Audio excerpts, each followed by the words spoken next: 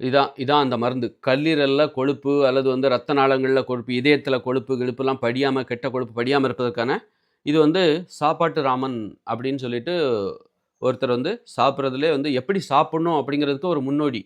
இந்த மாரி அரிசி உணவுகள நீங்க முழு நேர உணவா சாப்பிடுறீங்க அப்படின்னா, அரிசி உணவு, பிரியாணி இந்த மாரி சமைச்ச உணவுகள சாப்பிடும்போது, அத நீ எவ்வளோ வேணாலும் சாப்பிடு, உன் உடம்ப ஆரோக்கியமா வச்சுக்கோ அப்படிங்கிறதுக்கு அவர் வந்து மக்களுக்கு ஒரு முன்னோடியா இருந்து, இந்த ப்ராடக்ட்ட அவர் தயாரிச்சிருக்காரு. அவர்ட்ட இருந்து நான் வாங்குனது தான் இது. இது வந்து இஞ்சி சாறு, எலுமிச்சை சாறு, பூண்டு சாறு, அப்புறம் ஆப்பிள் சீடர் வினிகர், தேன் கலந்து இத அவர் தயாரிச்சிருக்காரு.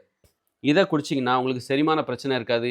இதே நாம சாப்பிடுற அந்த சமைச்ச உணவுகளால் சாப்பிடுகிற அந்த கொழுப்பு வந்து சமைச்ச உணவு, எண்ணெயெல்லாம் கலந்து தாளிக்கிறோம். இப்படியெல்லாம் சாப்பிடுறதுனால கொழுப்பு படியாது. இந்த படியிற அந்த கொழுப்பு இருக்குல்ல, அத வந்து நீக்குகிற ஒரு பானம் இது. நீக்கி கல்லீரல சுத்தம் பண்ணுகிற ஒரு பானம். இதயத்த வந்து இதய நாளங்கள, ரத்த நாளங்களை சுத்தம் செய்கிற ஒரு ஒரு பானம் தான் இது. இந்த மாரி நம்ம சாப்பிடணும். இது மாரி இத வந்து நீங்க எப்படி வீட்டிலேயே தயாரிக்கிறது அப்படிங்கிறத கூட அவர் சொல்லியிருக்காரு. இது போன்ற ஒரு முயற்சி நம்மகிட்ட இருக்கணும். ஆப்பிள் சீடர் வினிகர எப்படி எடுத்துக்கிறது? இது இல்லன்னா ஆப்பிள் சீடர் வினிகர கூட நம்ம எடுத்துக்கலாம். அதுக்கு வந்து எப்படி எடுத்துக்கணும்னு வழிமுறை நெறைய YouTubeலலாம் சொல்லியிருக்காங்க. இந்த மாரி ஒரு முயற்சி நாம செய்யணும். பல்லு துலக்கிற மாரி தான். டெய்லி பல்லு துலக்கிற மாரி, டெய்லி நாம சாப்பிடுகிற அ சமைத்த உணவுகளை சாப்பிடுவதால் ஏற்படுகிற கொழுப்புகளை படிவதை எப்படி நீக்குவது? தினந்தோறும் உணவு சாப்பிட்ட பிறகு இந்த பானத்த குடிக்கணும். கொஞ்சம் குடிக்கணும். ஒரு 20 எம்எல் குடிக்கணும்.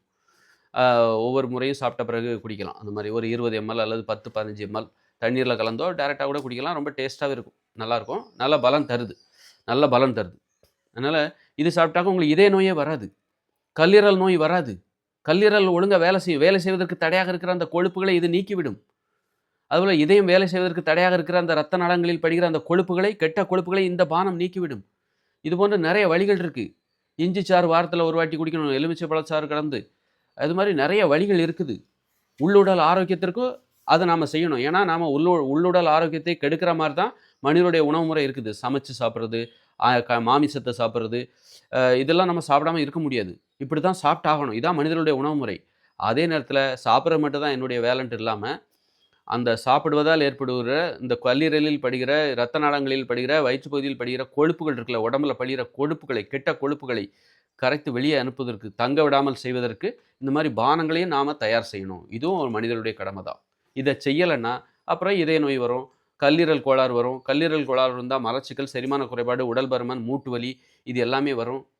மூட்டு வலி வரும், சுகர் பிரச்சனை வரும், ஆஸ்துமா வரும். செரிமான குறைபாடு ஏற்பட்டா உடம்பு உஷ்ணமாயி சுவாச கோளாறு வரும். இப்படி பலவித பிரச்சனைகள் ஏற்படும்.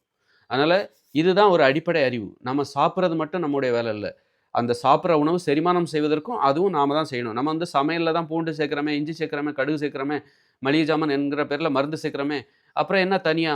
அப்படின்னு சொல்லிட்டு நாம நெனைக்கிறோம். அது மட்டுமே போதாது.